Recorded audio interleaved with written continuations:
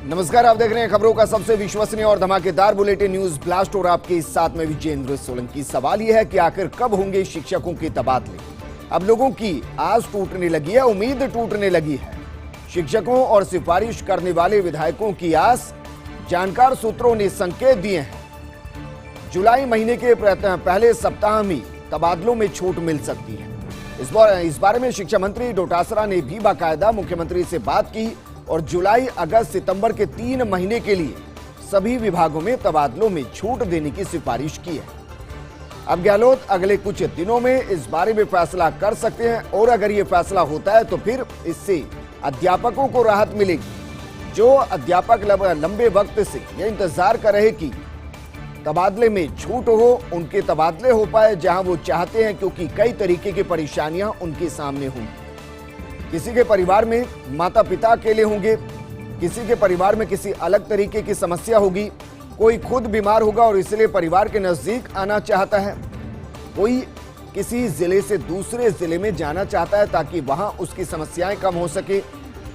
शिक्षकों और सिफारिश करने वाले विधायकों की अब आस है कि जानकार सूत्रों के हवाले से जो संकेत मिले हैं, जुलाई के महीने के पहले सप्ताह में तबादलों में छूट मिल सकती है।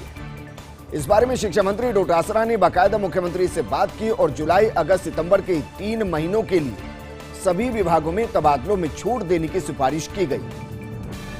मुख्यमंत्री गहलोत अगले कुछ दिनों में इस बारे में फैसला ले सकते हैं। तो देश की पहली महिला आईपीएस किरण बेदी को जन्मदिन की बधाई दी गई। किरण बेदी को बताया गया पुडुचेरी की लेफ्टिनेंट गवर्नर, जबकि सच्चाई है कि 4 महीने बीत चुके हैं इस पद से किरण बेदी को हटे हुए। अब उनकी जगह बाकायदा तमिलसाई सुंदरराजन है पुडुचेरी लेफ्टिनेंट गवर्नर। उनके पास अतिरिक्त प्रभार भी है, लेकिन शायद जन्मदिन की बधाई देने के दौरान वो भूल गए कि कम से कम ये चेक कर लिया जाए कि जिनको बधाई दे रहे हैं वो उस पोजीशन पर है भी या नहीं जिसको संबोधित करते हुए बधाई दी जा रही है। 4 महीने पहले ही वो पद से हट चुकी हैं। अब उनकी जगह तमिलसाई सुंदरराजन पुडुचेरी लेफ्टिनेंट गवर्नर हैं, लेकिन बधाई देने के दौरान ना तो प्रमोद चैन भाया ने इसका ध्यान रखा और ना ही सांसद जसकौर मीणा ने इसका ध्यान दिया। और ये अधूरा ज्ञान है। इसको आप जल्दबाजी भी कह सकते हैं, लापरवाही भी कह सकते हैं, या ये भी कह सकते हैं कि राष्ट्रीय मुद्दों और जो राष्ट्रीय स्तर पर उथल पुथल होती है उससे शायद अनभिज्ञ है। हालांकि बधाई देना गलत नहीं है और गलती करना भी गलत नहीं है, लेकिन अगर बड़े पद पर आप बैठे हैं तो थोड़ा ध्यान रखने की जरूरत है।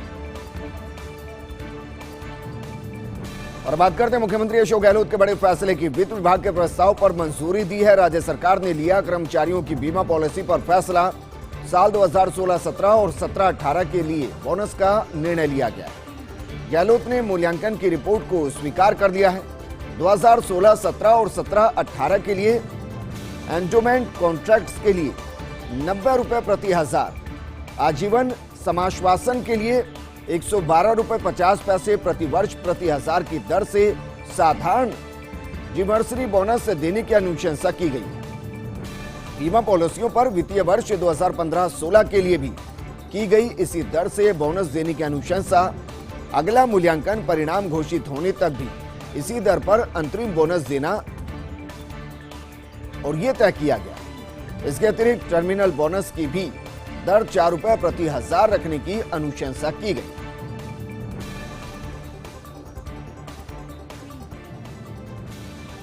ब्रेक के बाद आपका स्वागत है। मुख्यमंत्री अशोक गहलोत का किसानों को बड़ा तोहफा। मुख्यमंत्री किसान मित्र ऊर्जा योजना के प्रारूप को मंजूरी दी गई है। पात्र कृषि उपभोक्ताओं को प्रति माह मिलेगा 1000 रुपए का अनुमान।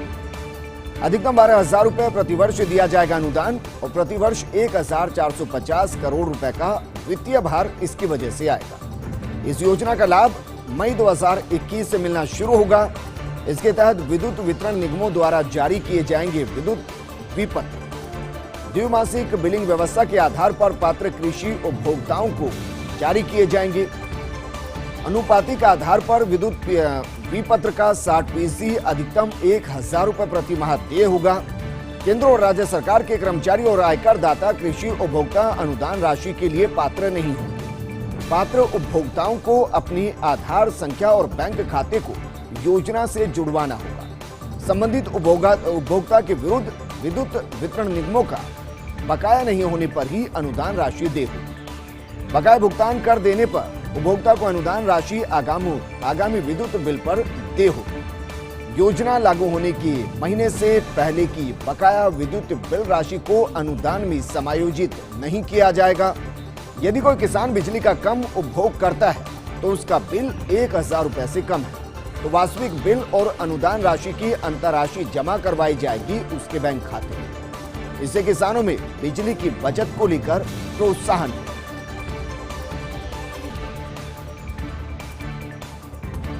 नाबालिग दुष्कर्म पीड़िता को हाईकोर्ट से राहत मिली है। जस्टिस सीके सोनगरा ने गर्भपात कराने के निर्देश दे दिए हैं। सीएमएचओ को भ्रूण की डीएनए जांच के लिए पुलिस को देने के आदेश दिए हैं। पीड़ित प्रतिकर स्कीम में मुआवजा देने के भी आदेश दिए गए हैं। थाना बदोश 17 साल की पीड़िता की मां ने दायर की थी याचिका। 15 दिसंबर 2020 से 27 फरवरी 2021 तक ब्रह्मपुरी क्षेत्र में ज्यादती हुई। मेडिकल बोर्ड ने 19-20 सप्ताह के गर्भपात को बताया स्वास्थ्य के लिए खतरा। एडवोकेट रूपंदमन सिंह नरूका ने पीड़िता को न्याय दिला है और अब गर्भपात हो पाए। और बात करते हैं पूर्व केंद्रीय मंत्री भंवर जितेंद्र सिंह के बयान की। उन्होंने कहा है कि सचिन पायलट को किए गए वादे पूरे करने चाहिए ताकि वो भी अपने कार्यकर्ताओं को संतुष्ट कर सके। राजस्थान में मुख्यमंत्री बदलने जैसी कोई बात नहीं। सचिन भी पार्टी के प्रदेश अध्यक्ष रहे हैं। उनके कार्यकर्ताओं और विधायकों के लिए पार्टी हाईकमान से कुछ बातें हुई होंगी। राजनीतिक नियुक्तियां अविलंब पूरी की जानी चाहिए ताकि मेहनत करने वाले कार्यकर्ताओं को सम्मान मिल सके।